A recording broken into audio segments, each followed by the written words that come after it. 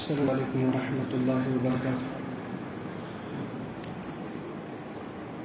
الحمد للہ رب العالمین والصلاة والسلام علی اشرف الانبیاء والمرسلین نبینا محمد وعلی آلہ وصحبہ اجمعین، اما بعد۔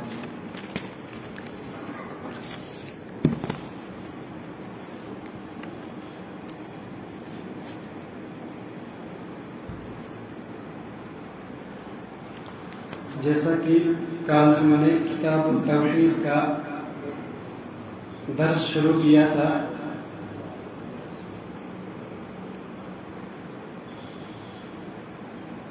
جس میں مؤلف رحمہ اللہ نے کتاب کی ابتدا بسم اللہ سے کی۔ بہت سارے مؤلفین ایسے ہوتے ہیں جو پہلے بسم اللہ لکھتے ہیں، پھر تعریفات، پھر اپنے بارے میں بھی کچھ، لیکن جو محمد بن عبد الوہاب ہے، انہوں نے کسی بھی کتاب میں اپنے متعلق کوئی بات نقل نہیں کی ہے، یہ ان کے تواضع پر دلالت کرتا ہے۔ اور جو کتاب ہم نے اختیار کی، میں دیکھ رہا تھا شاید اس سے زیادہ بھی شروعات ہوئی، لیکن تقریباً ابھی میں نے دیکھا تھا 50 سے زیادہ اس کی شروعات لکھی گئی ہے، شرح لکھی گئی ہے، تو اس کی بہت زیادہ اہمیت ہے۔ تو کل ہم نے بسم اللہ کے متعلق دیکھا، انشاءاللہ مجھے امید ہے کہ آپ یاد رہے گا بسم اللہ کیا ہوتا ہے۔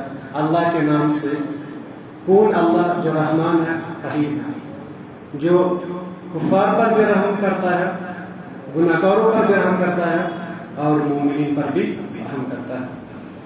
پھر شیخ فرماتے ہیں کتاب التوحید، توحید کی کتاب۔ توحید اس لیے نام رکھا کیونکہ اس کتاب کا موضوع شروع سے آخر تک یہی ہے۔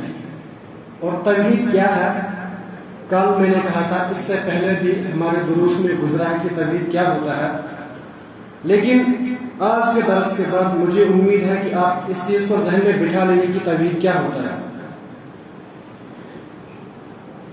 توحید کی علماء نے بہت ساری تعریف کی ہے، لیکن اردو میں مختصراً یاد رکھنے کے لیے آپ یہ کہہ سکتے ہیں، جب ہم کہیں گے توحید، اللہ تعالیٰ کی وحدانیت کا اقرار و اعتراف کرنا، چاہے اللہ تعالیٰ کے رب ہونے میں، چاہے عبادت میں، چاہے اس کے ناموں میں یا صفات میں، یعنی اللہ تعالیٰ کے اکیلے ہونے کا اعتراف کرنا۔ لیکن امام سعدی نے ایک چیز علاوہ ذکر کیا، وہ فرماتے ہیں العلم والاعتراف، یعنی انسان اعتراف کرے گا اللہ تعالیٰ ایک ہے، کس میں؟ عبادت میں، صفات میں، لیکن وہ کب ہو سکتا ہے؟ جب اس کو اس کا علم ہوگا۔ اسی لیے ہم نے اس کتاب کا اختیار کیا کہ ایک انسان کو اعتراف تو تبھی کرے گا لیکن پہلے علم حاصل کرنا ہے۔ ہم دنیا میں بہت ساری شخصیات کے متعلق پڑھتے ہیں، لیکن اللہ تعالیٰ کی ذات ایسی ذات ہے جس کے مثل کوئی نہیں، جو سب سے اعلیٰ ہے، تو اس کے متعلق بھی اس کے حقوق، توحید تو الذی حق اللہ علی العباد، توحید تو اللہ تعالیٰ کا حق ہے بندوں کا، تو یہ ہمیں جاننا ضروری ہے۔ تو اب اتنا آپ یاد رکھیں گے کہ توحید کیا ہوتا ہے، اللہ تعالیٰ کی وحدانیت کا اقرار کرنا، مختصر۔ تو توحید کی قسمیں بہت بار میں گزری ہیں، یعنی ربوبیت، اللہ تعالیٰ اپنی تدبیر میں، رزق دینے میں، پیدا کرنے میں، مارنے میں، زندہ کرنے میں اکیلا ہے، یہ ہو گیا ربوبیت۔ الوہیت، عبادات میں اللہ تعالیٰ کو ایک جانا، تو عبادت کیا ہو سکتی ہے؟ بہت ساری عبادت میں ہم ایک جانتے ہیں، نماز ہم اللہ کے لیے پڑھتے ہیں، لیکن عبادات میں خوف بھی آتا ہے، تو خوف بھی خالص اللہ سے کیا جائے گا۔ عبادات میں امید بھی آتی ہے، وہ بھی اللہ سے رکھی جائے گی۔ عبادات میں استغاثہ بھی آتا ہے، استعانہ بھی آتا ہے، یعنی مدد مانگنا، تو یہ تمام چیزیں توحید الوہیت میں آتی ہے۔ تو اسی توحید الوہیت کا دوسرا نام توحید عبادت ہے۔ جب توحید الوہیت کی اضافت بندوں کی طرف کی جائے تو توحید عبادت بن جاتی ہے۔ اسی طرح سے تیسری قسم ہے توحید اسماء و صفات۔ اسماء و صفات میں اللہ تعالیٰ کو ایک جاننا، یعنی اللہ تعالیٰ کے نام ہے، صفات ہے، ان میں ایک جانا۔ تو علماء اس طرح بیان فرماتے ہیں کہ اللہ تعالیٰ کے لیے وہی نام اور وہی صفات ثابت کرنا، ان کا ماننا جو نام اور صفات اللہ تعالیٰ نے خود کے لیے مقرر کیے یا اس کے رسول نے اس کے لیے مقرر کیے، بس۔ اور ان تمام صفات کی نفی کرنا جو نقص والی صفات ہے، اللہ تعالیٰ سے ان تمام صفات کی نفی کرنا جو نقص والی صفات ہے، جن میں نقص پایا جاتا ہے، تو یہی ہے توحید۔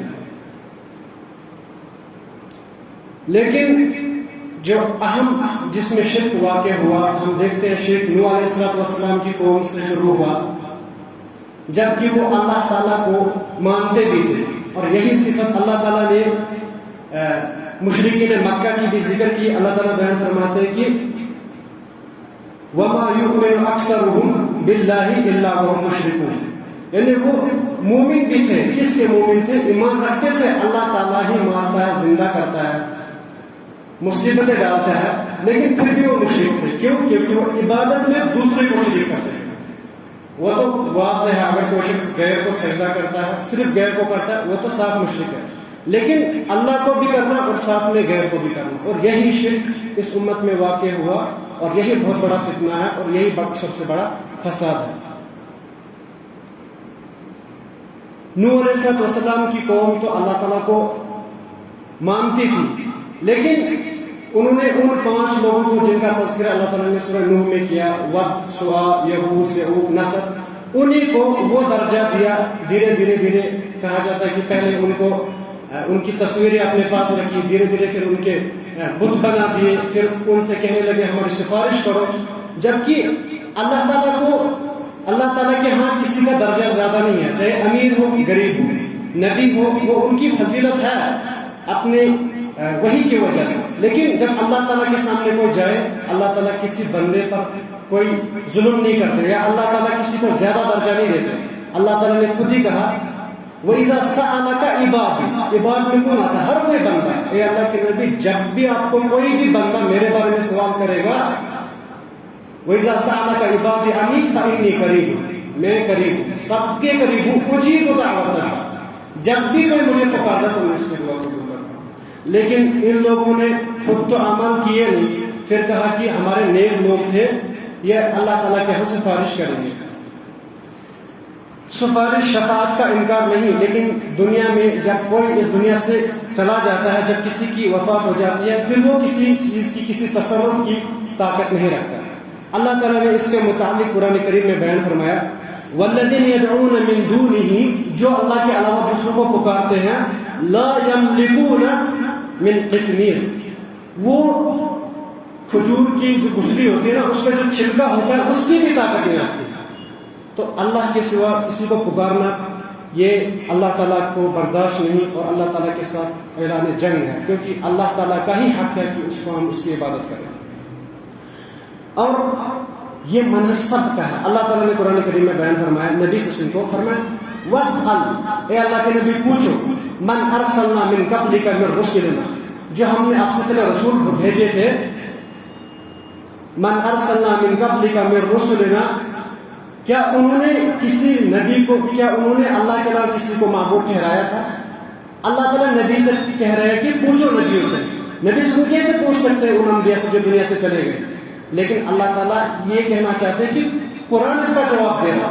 اللہ تعالیٰ نے 5 انبیاء کے متعلق فرمایا، نوح علیہ السلام، ہود علیہ السلام، صالح علیہ السلام اور شعیب علیہ السلام۔ جب وہ اپنی قوم کی طرف گئے، ان کا ایک ہی کلمہ تھا، اعبدوا اللہ ولا تشرکوا بہ شیئا، اعبدوا اللہ ما لکم من الہ غیرہ، اللہ کی عبادت کرو، اس کے بغیر کوئی الہ نہیں ہے۔ تو یہی اللہ نے جواب دیا کہ جو بھی آپ سے پہلے رسول تھے، کسی نے کسی اور کو معبود نہیں ٹھہرایا اللہ کے سوا۔ تو یہ توحید کی بہت زیادہ اہمیت ہے، اور علماء بیان فرماتے ہیں ہر کوئی آیت توحید سے لبریز ہے، ہر کسی آیت میں اللہ تعالیٰ کی توحید ہے۔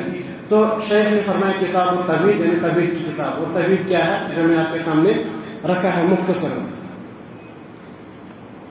اسی طرح سے ہم خوف کے بارے میں یا امید، ان چیزوں میں ہم بھٹک جاتے ہیں۔ اللہ تعالیٰ نے صاف طور پر بیان فرما دیا وَإِن يَمْسَسْكَ اللَّهُ بِضُرٍّ فَلَا كَاشِفَ لَهُ، جب اللہ تعالیٰ آپ کو کوئی نقصان دینا چاہے تو کوئی آپ کو اسے دور نہیں کر سکتا اس سے، یا اگر آپ کو اللہ تعالیٰ کوئی نفع پہنچانا چاہے تو کوئی آپ کو نفع، کوئی آپ کو نقصان نہیں دے سکتا ہے۔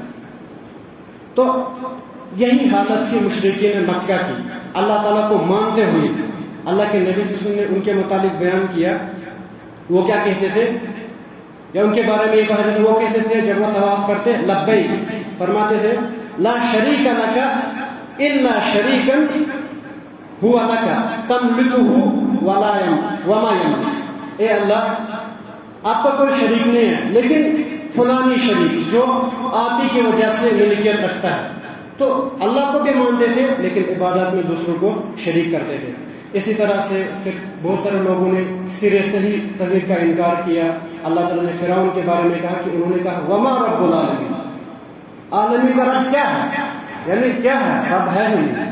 تو اسی طرح سے پھر صفات میں بھی شرک واقع ہو گیا، عبادات میں زیادہ تر واقع ہوا، جس کی وجہ سے اللہ تعالیٰ نے ان تمام انبیاء اور رسل کو بھیجا تاکہ وہ خالص اللہ تعالیٰ کی وحدانیت کی طرف دعوت دیں۔ اس کے بعد ایک آیت کا تذکرہ میں فروغ شیخ صاحب بیان فرماتے ہیں، پہلی آیت ذکر کرتے ہیں وما خلقت الجن والانس الا لیعبدون۔ کتاب التوحید میں پہلی آیت ذکر کرتے ہیں، اللہ تعالیٰ نے بیان فرمایا سورۃ الذاریات کی آیت ہے وما خلقت الجن والانس الا لیعبدون، میں نے جن اور انسانوں کو پیدا نہیں کیا لیکن ایک مقصد ہے، اور وہ مقصد کیا ہے، تاکہ وہ میری عبادت کریں۔ یعنی اللہ تعالیٰ نے پیدا کرنے کی ایک وجہ، ایک علت بیان فرمائی۔ شیخ صالح علیہ وسلم بیان فرماتی ہے لام التعلیل ہے، انہیں پیدا کرنے کی علت کیا ہے، اللہ نے پیدا کیوں کیا، لیعبدون، یعبدون، تاکہ وہ میری عبادت کرے۔ جیسے اللہ تعالیٰ نے سورہ قیامہ میں بیان فرمایا ایحسب الانسان ان یترک سدی، کیا انسان یہ سوچتا ہے کہ اسے ایسے چھوڑ دیا جائے گا؟ نہیں، انسان کا دنیا میں آنے کا ایک مقصد ہے کہ وہ اللہ تعالیٰ کی عبادت کرے۔ اور جن، یہ معروف لفظ ہے، کس کے لیے ہم استعمال کرتے ہیں، ایک فرماتے ہیں جین نون لفظ ایک ایسے، یہ دو لفظ ایسے ہیں جو اس چیز پر دلالت کرتے ہیں جو غیبی طور پر ہوتا ہے۔ اسی طرح سے جنت بھی کہا جاتا ہے۔ تو اسی طرح سے انس، انسان سے مراد انس، تو اللہ تعالیٰ کا یہ بیان فرمانا کہ وما خلقت الجن، میں نے جنوں کو پیدا نہیں کیا اور نہ انسانوں کو، لیکن ایک مقصد ہے لیعبدون، تاکہ وہ میری عبادت کرے۔ اور عبادت کیا ہے، عبادت کیا ہے، اس کی جامع تعریف امام ابن تیمیہ بیان فرماتے ہیں اسم جامع لکل ما یحبہ اللہ ویرضاہ من الاقوال والاعمال الظاہرہ والباطنہ۔ عبادت کیا ہے، ہر وہ کام، ہر وہ قول یا فعل جس سے اللہ تعالیٰ پسند کرے، اور باقی یا دوسری اصطلاحات میں ہم یہ کہہ سکتے ہیں جو رسول اللہ صلی اللہ علیہ وسلم سے ثابت ہو۔ تو ہر وہ کام جس سے اللہ تعالیٰ پسند کرے، جس سے اللہ تعالیٰ کی رضامندی ہو، چاہے وہ قول ہو یا فعل ہو، وہی عبادت ہے۔ اور امام قرطبی بیان فرماتے ہیں کہ عبادت کیا ہے، عبادت کی اصل یہ ہے کہ التذلل والخضوع، التذلل والخضوع، یعنی ایک انسان، عبادت کیا ہے، اللہ تعالیٰ کے سامنے، اللہ تعالیٰ کے سامنے ذلیل ہونا، اللہ تعالیٰ کے سامنے ذلیل ہونا، اسے یہ عبادت کہتے ہیں۔ اللہ تعالیٰ کے سامنے عاجزی، انکساری۔